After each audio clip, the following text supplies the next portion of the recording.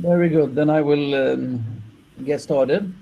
And very welcome to this session on design education methods. My name is Johan Malmqvist. I'm a professor at Chalmers University of Technology in Gothenburg, Sweden. So very welcome to the session. We have a very interesting program, I believe. We have two talks on reflection, one on a reflection tool for doing reflection on a specific activity, another talk on reflection as a bit more of a system where several different kinds of reflection flavors are made into something that is used along a design process, more than for just one step. We have a paper on how to framing design briefs. What is the way of giving an assignment to a designer in order to maximize the novelty and usefulness of the result? How can you write that in the best way? We have a paper on the interaction between students and mentors. What is going on there? Can you model that in a formal way and see what is the emphasis on that discussion? And finally, we have a paper that looks back into the emergence of a PhD thesis in design in Portugal and charts out how they have been documented and stored and what we can learn from that. So it's going to be a very interesting hour. And by that, we're going to have our first presentation.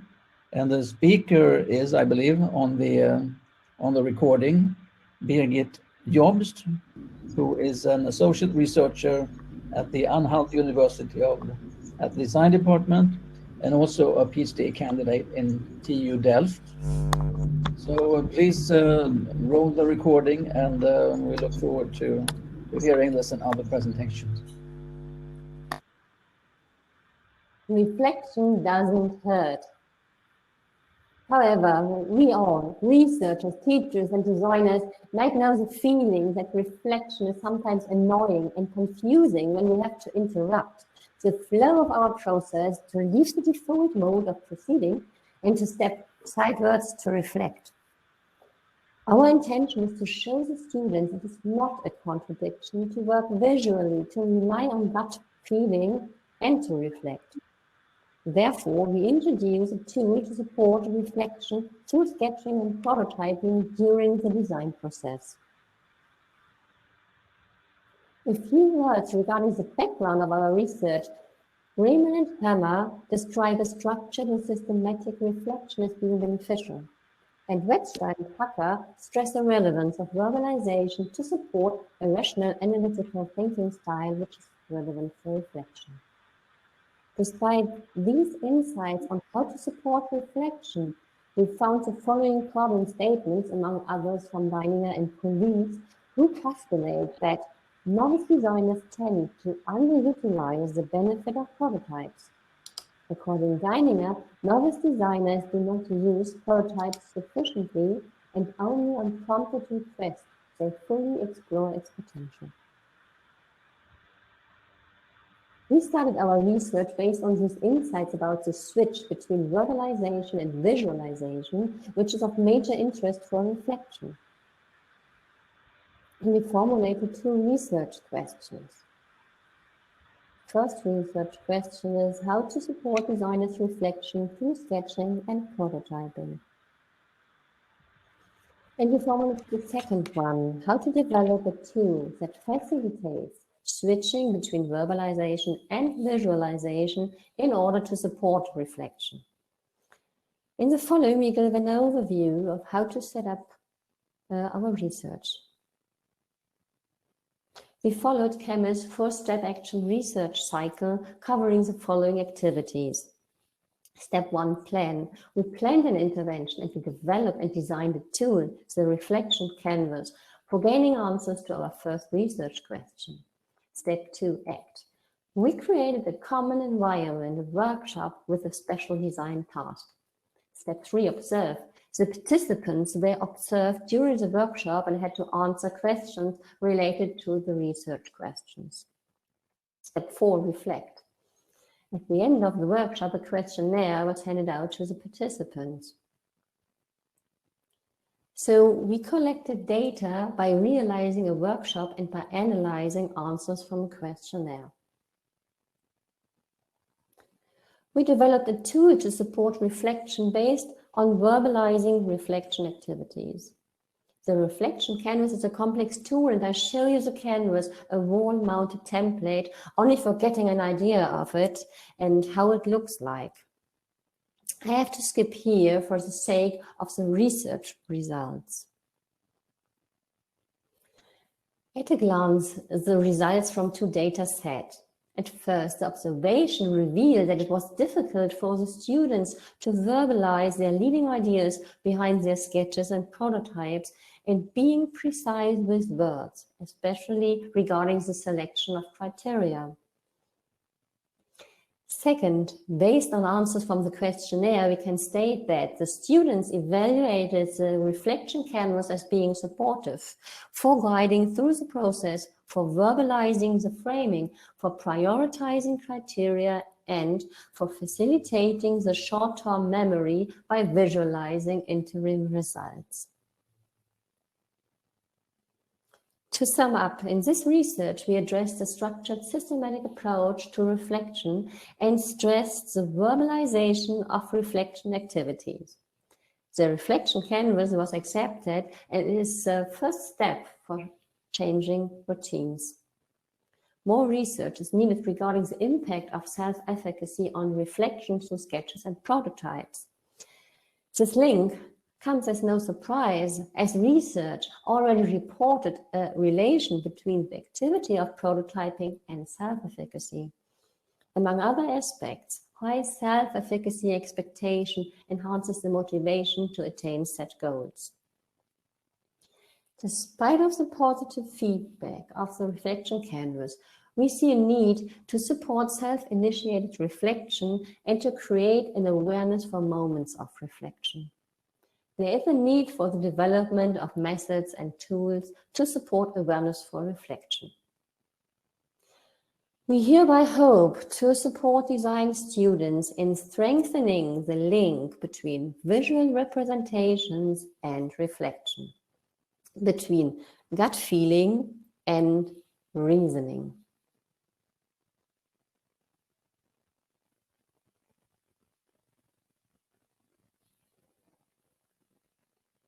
Sir, please unmute yourself.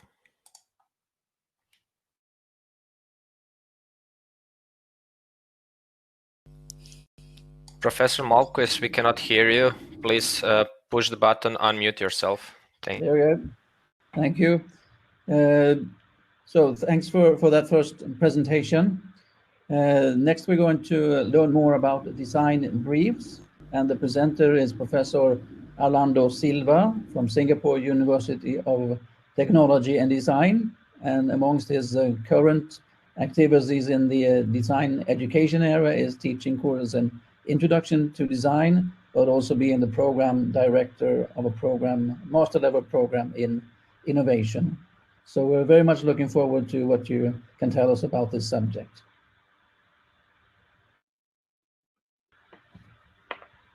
I'm presenting the paper, How to Best Frame a Design Brief to Maximize Novelty and Usefulness in Idea Generation. It's a multi-site study conducted in two engineering-oriented universities, SUTD and IST. It has been observed that a designer's performance is dependent on the type of information provided in a brief, meaning that different types of stimulus in a design brief have different effects on design ideas. In particular, for this study, we're comparing how the representation of the problems in concrete or abstract terms will stimulate the creative outcomes. 65 university students are given 3 different types of brief. The first is the control, where this group is given a succinct problem description, language that you can see on the left column. The second group is given a generic brief, including some abstract proposition, the language where you can see in the right column. The third group is given a number of physical example solutions to interact with before the control brief was given. There are two research questions surrounding the study. The first, which representations, abstract or concrete, enhance or improve the creativity indices of design outcomes in concept sketch generation? The second research question, does previous knowledge and familiarity with the design task enable students to generate more creative ideas? Our study employed assessment technique detailed by Amabile, however, with the modified versions of usefulness. Novelty was defined as the extent to which design is different from usual forms of mobility. Usefulness encapsulated multiple facets, as our interest to use modified versions of usefulness matrix was to include broader definition by a series of factors. As such, usefulness is the mean value of implementability and effectiveness based on equal weighting. You see here sketches with various degrees of novelty and usefulness scores, low novelty and high usefulness scores to the left, high novelty and usefulness in the middle, and high novelty and low usefulness to the right. With respect to research question number 1, findings highlighted that low-level fidelity stimulus, such as the provision of abstract information, have been identified to produce higher novelty scores. Therefore, we can infer that the inclusion of more concrete stimulus, like physical examples, appear to steer the student's designer away from potential innovative or destructive avenues. On the other hand, physical examples is favorable for usefulness products. In response to research questions number 2, there is no statistical significant difference in the student awareness and the different groups. The effect we got seems to mainly reflect that the fact that the students who are familiar with the product will contribute more useful than novel ideas. Perhaps additional information is fixating the designer. Thus, they tend to produce less novel examples because of this phenomenon. These are some of the future developments that we can do with research on design briefs. We will also be sharing our extensive database with the community. So do follow us on ResearchGate for us to give you access to our coded sets. For more information on the paper, you can contact Georgios in this email. Thank you. So, and we'll say thank you. Moving on to our next speaker. The speaker is probably Milovanovic from the École Centrale Nantes, but the paper here is represented by Professor John Gero, one of the most seasoned design researchers in the community, and amongst his many to the field is the requirement, function, structure, behavior diagrams. And in this paper, this tool is applied to analyze the critique occurring between a student in a design studio environment and the mentor. A very interesting to see what comes out of that modeling philosophy as used in, as I understand, in a new way. Hello everyone, my name is Julie and I'm going to present a paper entitled Modeling Design Studio Pedagogy, a Mental Reflective Practice. The design studio model is a cornerstone of design education where the aim is for students to acquire design skills and to learn to think in a designerly way. We can consider it as a prototype of collective and individual learning by doing, and in this case, learning design by doing design. The design studio pedagogy is project-based and functions as a mentorship between tutors and students. During the design studio, the design critiques or reviews form a key moment for students in their learning experiences. The objective of the research described here is to measure cognitive behaviors of students and tutors and their interaction with the design representations.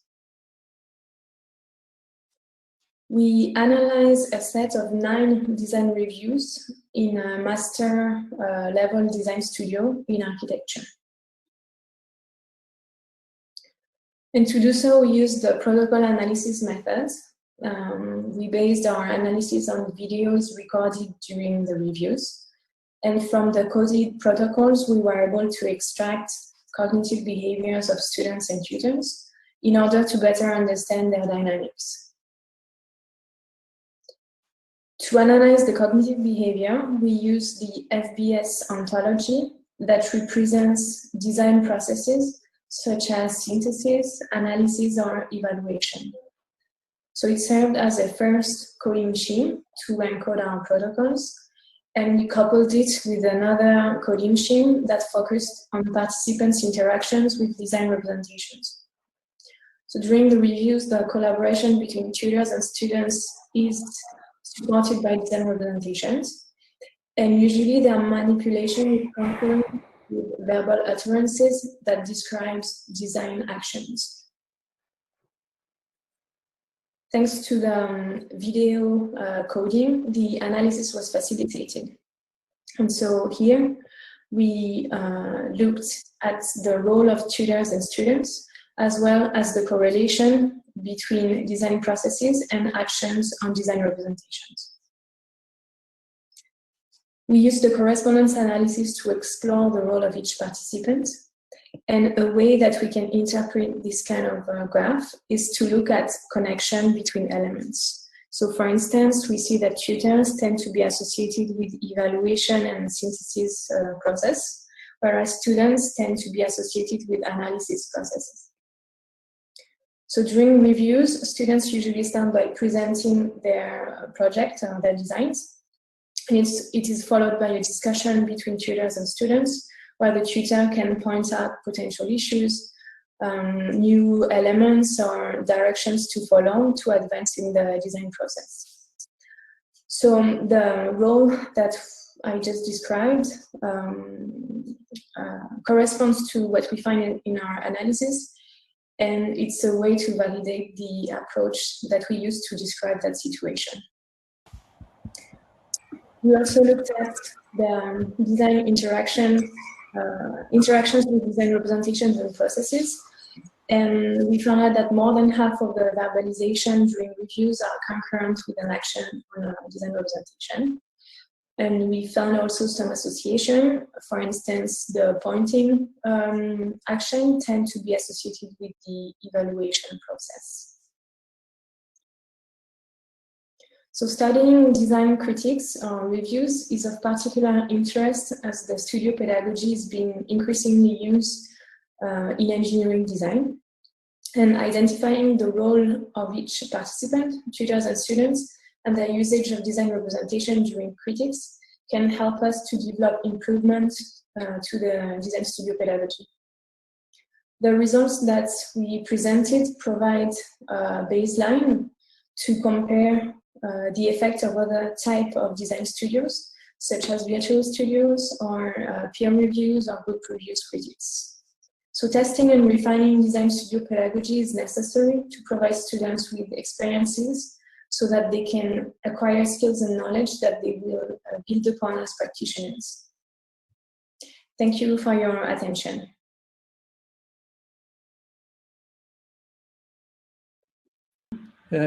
Just like to take the opportunity to remind everyone that the possibility to write questions in the chat as we go along, and then we'll come back to them after we've heard all of the recordings. So we collect a few questions and remarks going into the discussion. But next we will hear more about a design observatory, information about PhD thesis in design in Portugal. And the presenter is Nina Costa, a researcher in Aveiro University, I think, who has created this observatory. And looking forward very much to hear what she can tell us about that.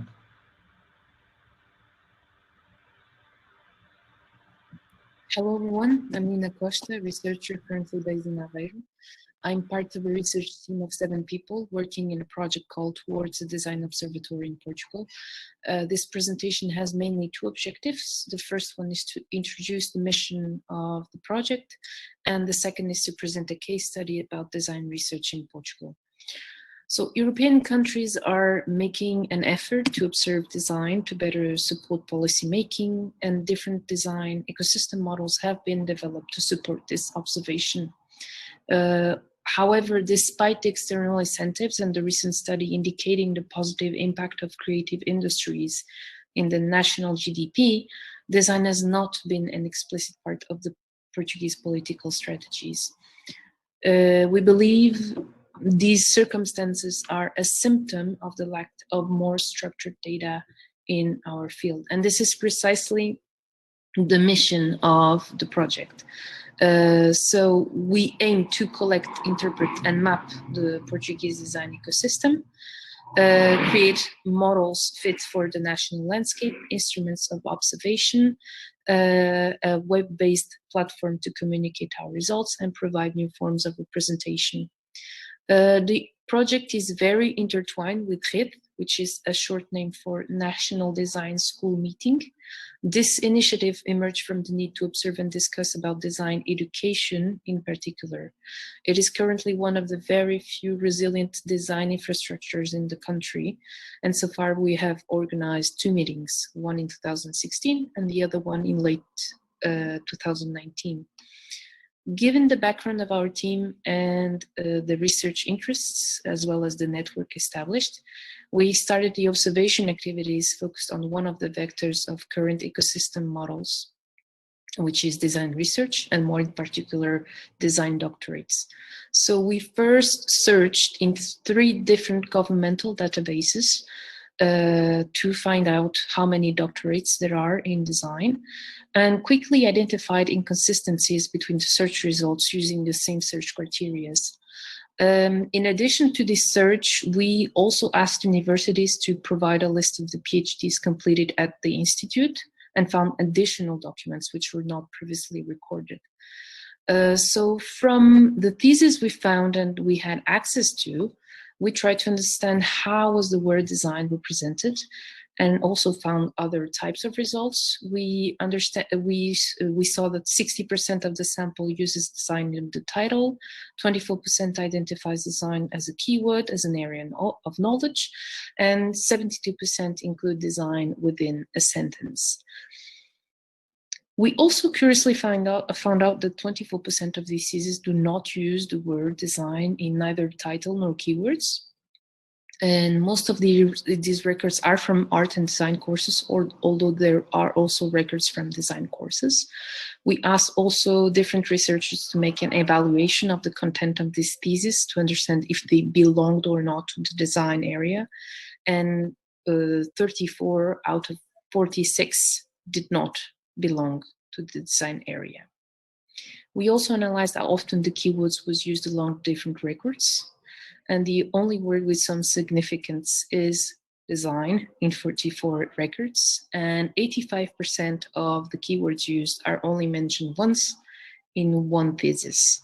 So we conclude with this numerical analysis that some clarification is perhaps needed at the doctoral level, and have proposed a simple guideline that may help to solidify the roots of the discipline in the country. This proposal aims to improve the communication of content to people within and beyond research. It was presented to RED community and is already being implemented in the network. This research about doctorates is only a very tiny example of the potential consequences of misrepresentation of design because of the lack of more scrutinized and adequate observation methods. The approach we've used combines existing information with a more local knowledge from the network, and we use it to cross-check and question existing data and build more reliable representations of design. And we are using this approach to study other topics which are relevant to characterize the design ecosystem. That's it. Thank you.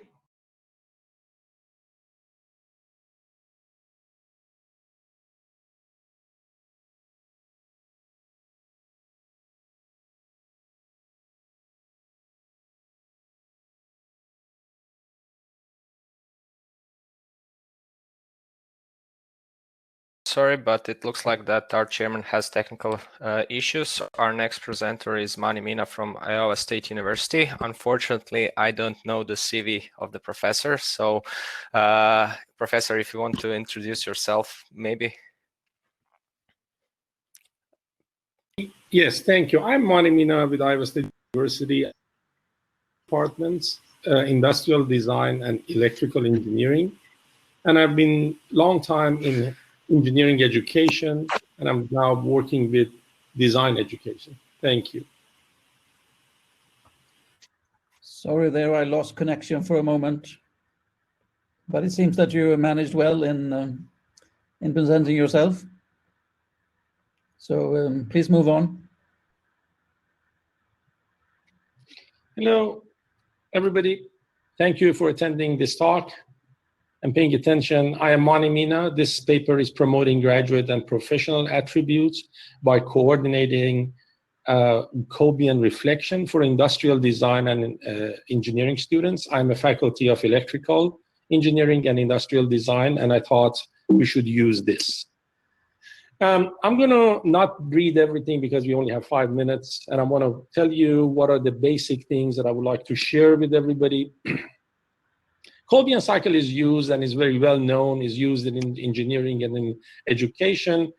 Professor Cowan thinks that it's been abused. I'm going to show you what we think. The Cobian cycle on the left side, figure 1, shows you the full Cobian cycle that you experience, you reflect, you generalize. And the active experimentation is very important in the cycles of Dewey and Cole. What happens when you go through these things in many, especially design process, you go from experience to reflect to generalize, and then different students do different things. They get some shortcuts to go through, and active experimentation sort of falls apart. Now, I want to emphasize that engineering does it more. Industrial design, I've been involved in the process. They do have huge cycles of active experimentation.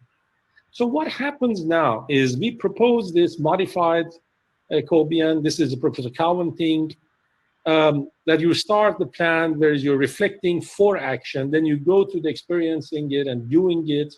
Your goal is to go and finish it and review it. During that time, you reflect in action. When you get to the review, reflect on action. And when you come back, you get together, you could composted reflection. And that is where you really look at what was shortcoming, what worked, what didn't work, and go through it again. Sorry. Reflection for action was done by Cowan. Reflection in action is the same thing that Sean did. And of course, others have worked on it. Reflection on action, we are focusing on Moon and Zhu. And for composting reflection, this is Cowan and his colleagues working on that. I'm going to quickly go through this. We gave this to industrial design. We showed them the cycle when we asked students, what do you think? Experiment, think about it, and write. Then the question is, how much extended Cobian cycle, how much would it inform the design practice for the industrial designers? And this is the situation. Everybody wrote the reflection. The 50 to 300 words. Professor Nick Fila, he looked at this, and there are the steps we do. I'm not going to go through the steps, but basically we go through the steps to familiarize ourselves, make the codes and understanding, and see and practice it and make sure we are okay. And we look at everybody's work and see if we can find these things to look at the finalized themes. This is a known process. And these are the results. I would like you to look at that. It shows that the aligning, the result, the team one aligning with the current practice was very successful. As you can see our results, it is in the paper. The second theme is the scaffolding, challenging process and outcome, It could be used in their work. It shows success. They actually could relate to it, in my opinion, more than engineering students, unless they have lots of work.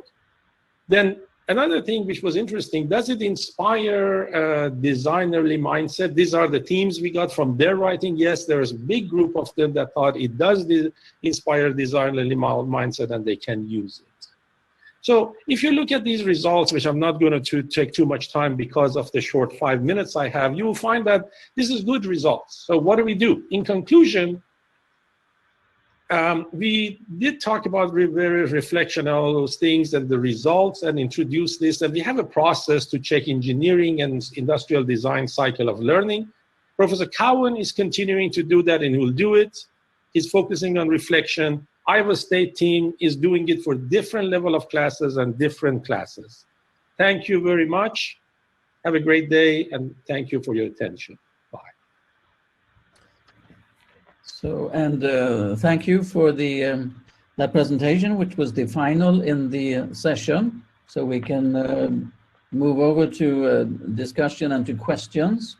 And we have a couple of questions in the chat already.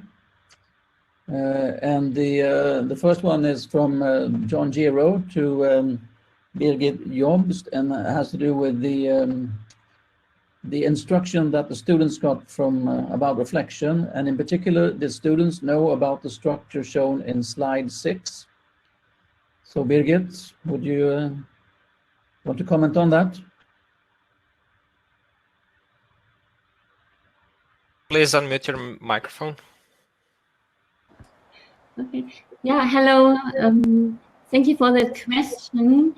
Yes, the students got instructions.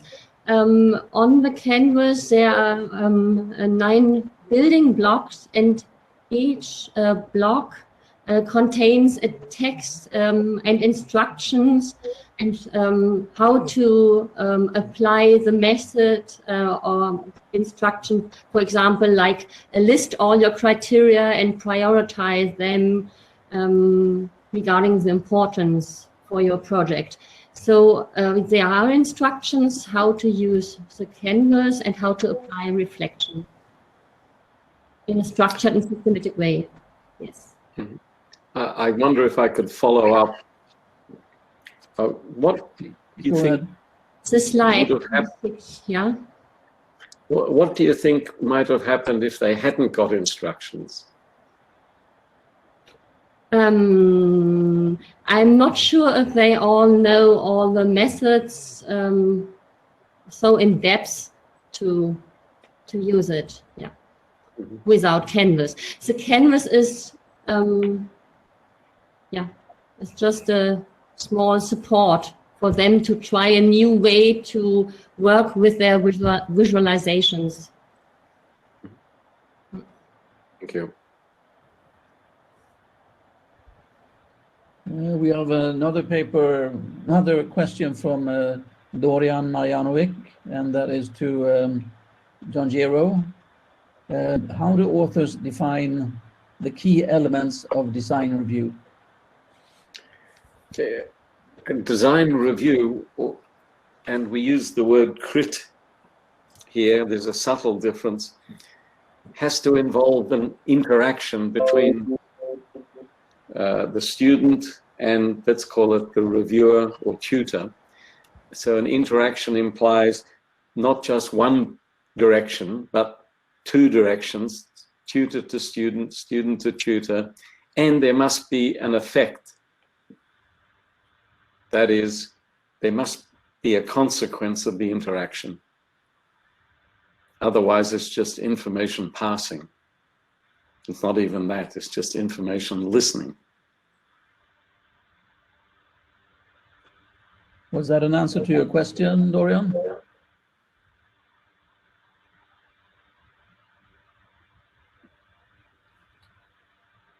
I'm not sure if Dorian is still in the session, but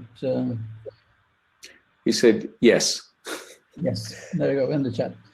Then we have a question for Arlindo Silva. What do you think would happen if you were to play with the extent to which the brief is abstract? For example, what if you provided a concrete structure, design a device, but abstract functions, or vice versa? Yes, Arlindo here. That's a very good question indeed.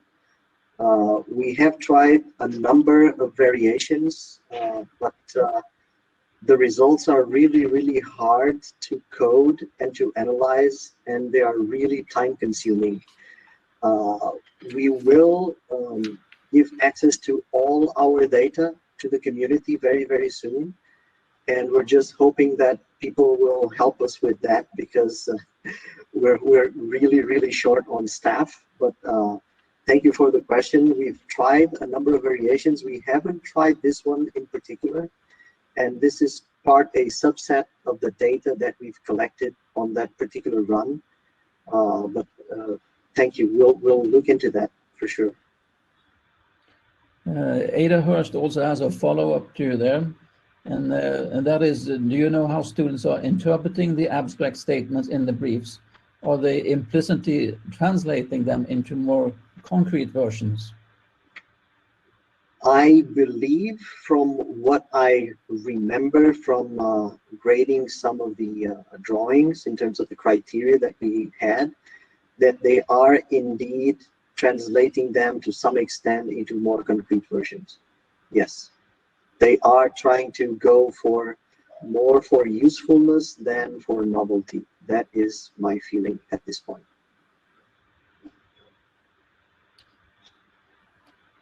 And Ada says thank you. Then John Gero has a question also for Arlindo. How much of what you observed was due to fixation?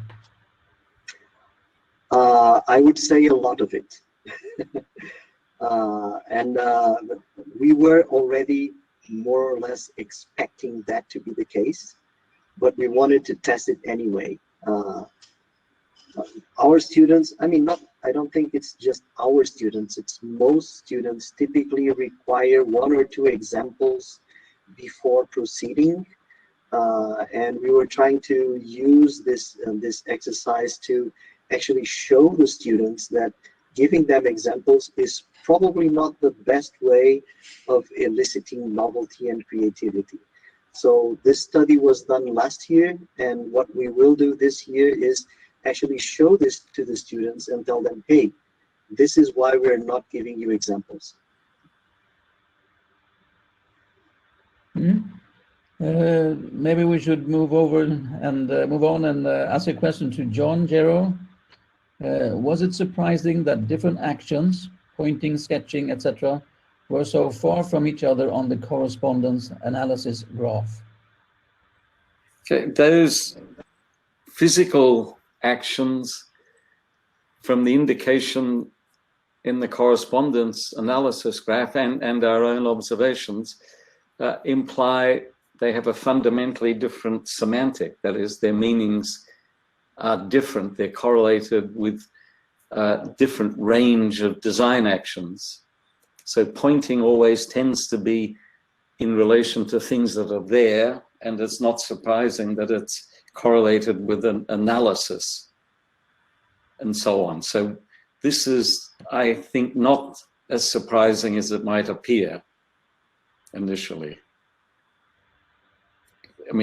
I think the whole area of gestures in relation to what is in front of the designer is inadequately explored.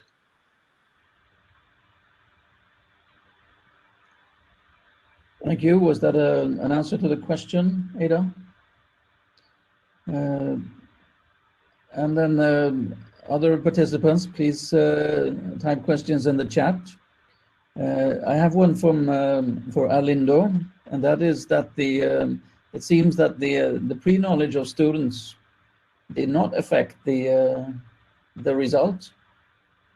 Was that both in terms of novelty and usefulness? And that's a little bit counterintuitive. I don't know if you want to I think reason a little bit on that. I think the results show that the awareness of the students did not affect usefulness. However, it did affect novelty.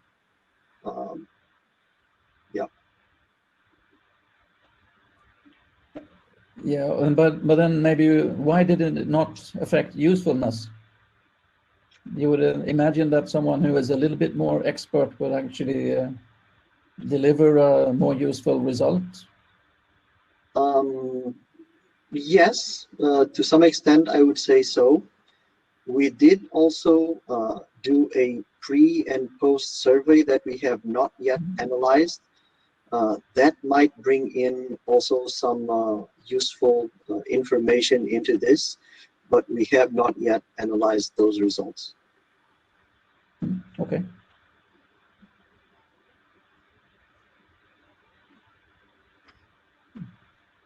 Any more questions or comments from the audience? Maybe someone else who has worked with reflection tools? It seems that in Iowa you're scaling up the use of reflections quite a bit. Actually, it's pretty new to engineering in Iowa. Sorry, I always have allergy. That's why I'm fighting this. And engineering students engage in it less. The design student, as you can imagine, they do a lot of reflection. And I, in particular, I've always been very they have been critical on me because I look for reflections that go to metacognition, because that is where I can actually analyze their work. And by far, the designers get into metacognition much more. That means that they're living the critical thinking cycle much more than the engineers are.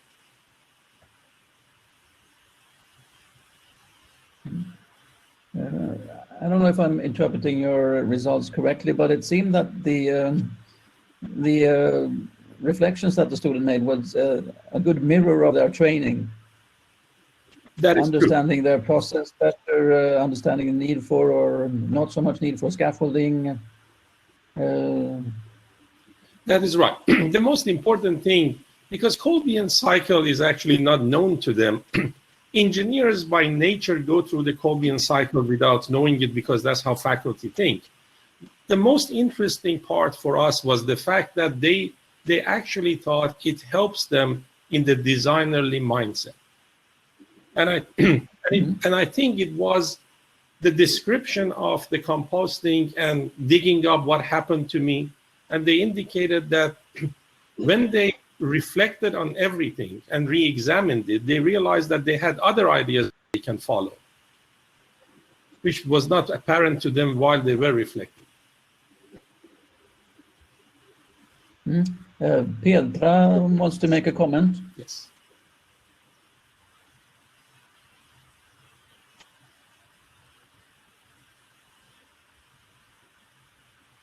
We cannot hear you, though. Professor Badke-Schaub, if you want to speak, please click on the button share audio video.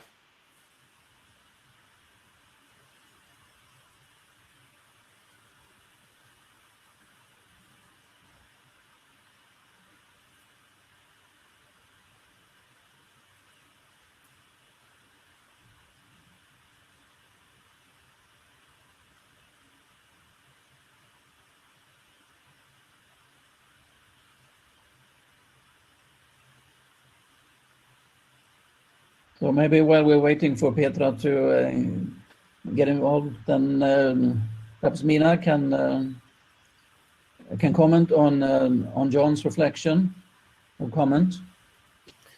Yes, I was just reading it again.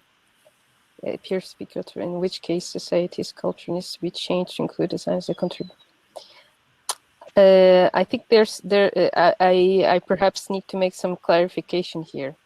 Because we were looking at such a small sample, so we're looking at design within design doctorates, and even there is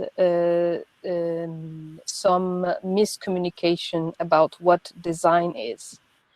So what we found out from the sample that we had is that even within design education, design doctorates, there are so many interpretations of the word and what it is, and because we also have it very strongly rooted in arts, at least here in Portugal, there were some PhDs which were classified in design, although they were not in they were not evaluated as design theses. So before society, I would say that perhaps even within our own discipline, we would have to be more clearer or better in what design is. Perhaps the word culture here, take away the word society and just put PhD research culture. Yes, exactly. Mm-hmm, mm-hmm.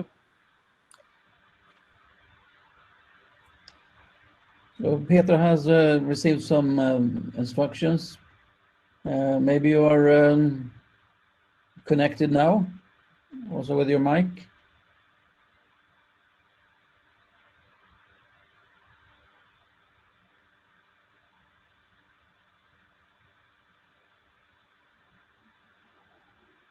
Yeah, seems to take a little while. So we'll open up for any other question or comment in the meantime. Now maybe we see Petra here. Hello. Can you hear me? Yes. Now we hear you, yes. Very good. Thank you very much. Thank you for also allowing me now to say some words. Especially, I want to say some words to the topic of reflection, because I think this is such a huge field that anybody who tells that he applies or she applies reflection does not say, in fact, anything about reflection, because this is a term which is used very, very differently. And if, for example, that John mentioned and asked, what instructions did you give to the students? This is something which should be much more explicit in all the kind of empirical investigations we have, because we have so many results about reflection, and it's hard to compare them. So we do not get any step further if we don't really make a trial to define what is reflection, on what kind of reflection, in what kind of process.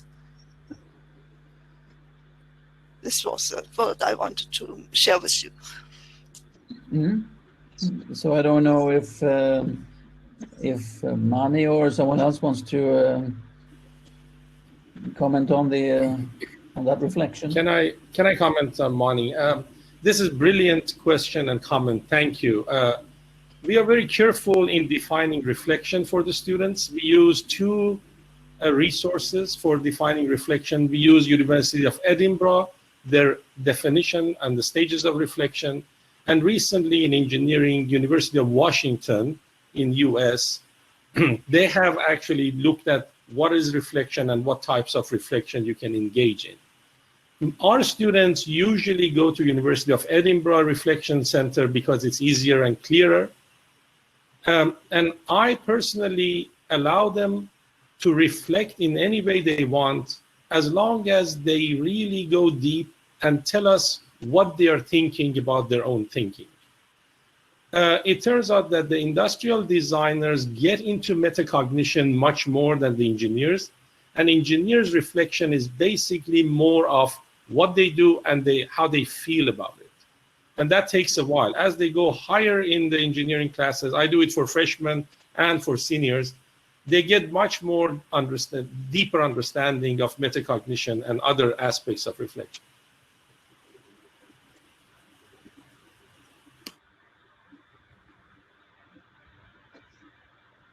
Mm-hmm. So what about the role of reflection in the critique situation? Is that coupled in any way? Yes. In the studies that you made? Other results which weren't presented here give us some insight into what's happening between students and tutors and how students reflect. And it's part of I think, a much bigger activity, which I don't think this community has talked about enough, which is self-regulation. The goal of education, presumably, is to get rid of the educator, and so that the student goes away and doesn't need a teacher anymore. And how does that occur? That occurs because the student has changed. And that's the goal of education, is to change the student. And how does the student change and imbue things? It's not just knowledge, but how you use that knowledge and how your activities respond to things.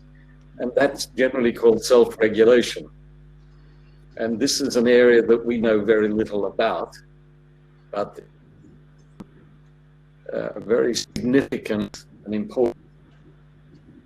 So one of the things that I think reflection does is contribute to this idea of self-regulation.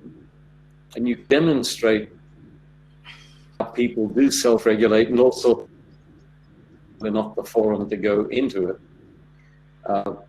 Reflection to me is part of the way in which people develop self-regulation by examining themselves.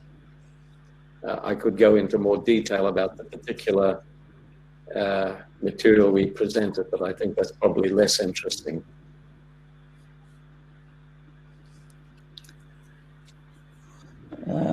Thank you. We have a question here for Nina from Arlindo. I wonder if your own thesis, which I believe was in engineering design, would make the cut into your study. And perhaps that is reason enough to broaden the search for theses in other fields that do deal with design, albeit in a different way. Yes.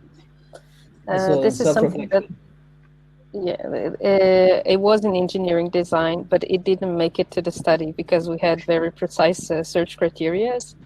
The main objective of this preliminary structure for the design observatory is to analyze design thesis, or thesis made in the design area. So they have very specific schools that we have identified and which are part of the school design network that we're in. The enlargement towards a thesis that do take into account design would be overwhelming, perhaps, to study, to understand how each of the different research areas include design within their own thesis. Obviously, this is something that if we want to look into the true impact of design as a tool in or as a philosophy in research, we would have to take into account all the theses that do include design in some part of their research process. But at the moment, and because we're building the structures of the observatory, we wanted truly to go only to the core of design research. So the observatory takes into account different parts, obviously, which it goes into, and it goes to education, and it goes to other parts which are included in the ecosystem.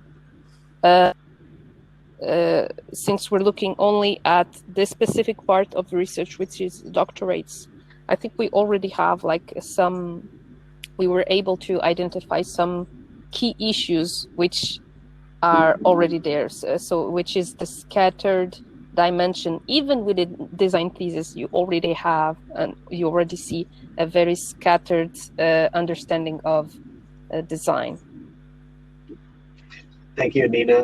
Obviously, this was a trick question because I am moderately aware of what you did in your PhD, hence the question. But I think this is in the very nature of design. Design is very broad. So when you try to make it fit into a certain mold, you sometimes fall into this situation. But I think the study that you're doing is great. Thank you. Thank you. Thank you. Any other questions, comments?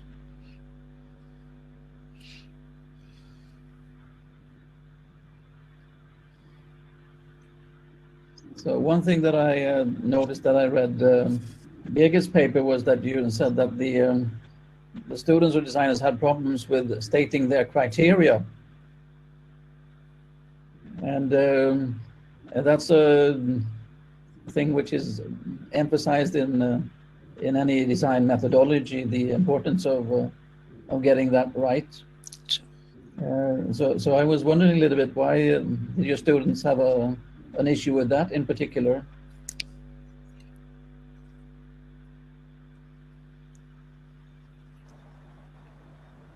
Well, of course, design students reflect, of course they do. But I think there's a lot of research showing that young designers underutilize prototyping and they only reflect on it on request. So they really have maybe more to, need more support to do it initially and to train the activities of reflection. So like structuring, analyzing, and making good selections regarding their own criteria. And that's, yeah, I think it's just like professionalizing them and not to start teaching them to reflect. Yeah. May I add something? Yes, please. I think it's not so surprising, because if you analyze how often human beings do reflect, then this is a very, very seldom cognitive process, because we do not like so much to reflect on our own behavior, or because of course it takes time and it sometimes reveals issues which we wouldn't like to discuss or think about. So we are very lazy reflection people who do reflect. So this is therefore for the students are not in a certain way different from normal people. So that means we have to also to initiate and find or get the people motivated from whom we assume that they can win out of this reflection, that they gain something out of it. And we must convince the people that they can gain something out of it. And this is not so easy. We have done lots of studies where we have really tried to find how often people during a complex process do reflect. And this was seldom more than 1 or 2 times. And then the reflection was also very, very short and not very intense. They said, oh, this was not good. Yeah, I should do something different. And then they continued what they had done before. So it's also the reflection process, if it takes place, it's very different, and it needs to be related to the real behavior. So thank you. Do we have time? Out of time. I think we're out of time. If it's maybe a short comment is appropriate. Yeah, there is work in sort of cognitive psychology, the dual process theory of thinking, which is labeled System 1 and System 2 thinking, which we've looked at and applied to design. System 1 thinking is without thinking. That is, you just apply things that you know without having to do any more. And our studies show that students and professionals behave in surprisingly similar ways in that regard. System 2 thinking involves, let's just call it some aspects of reflection. And apparently we professionals just don't look very different. They do look different, but not very different to students. So there is work in this area. But I agree with Petra. It's a cognitively expensive thing to do, and the human organism aims at minimizing its energy consumption. You can get away with something, it does, and the brain is exactly the same as your muscles in that regard. So, and thank you. And with these two very fundamental insights, we'll need to conclude this session. It has been very interesting. So thank you very much for your efforts in preparing your papers and presentations and contributing to the reflection as well. But now there's a time for a short break, and then we'll welcome you back to the keynote talk at 2:15. So thank you very much. Bye bye for now. Thank you. Bye. Bye, everyone. Thank you. Bye-bye.